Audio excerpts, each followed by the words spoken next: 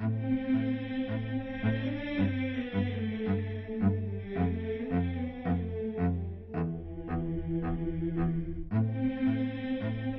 number 1, use the speakerphone. The cell phone radiation drops exponentially by distance, so the further away the phone is from your head, the better.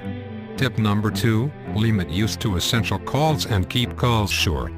Even a 2-minute call has been found to alter the natural electrical activity of the brain for up to an hour afterwards. Tip number 3, children should not be allowed to use the cell phone, except in emergencies.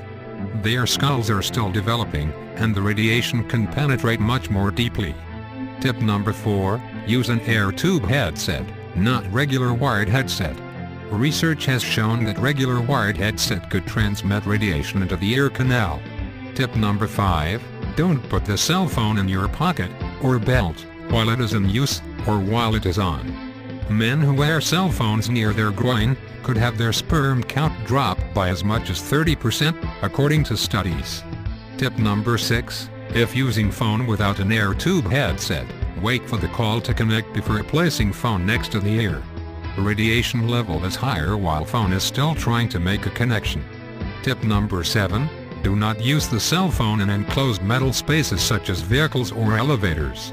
Phones need more power to make connection. The metal enclosure also traps the radiation and reflects it back at the occupants. Tip number 8, do not make a call when the signal strength is 1 bar or less.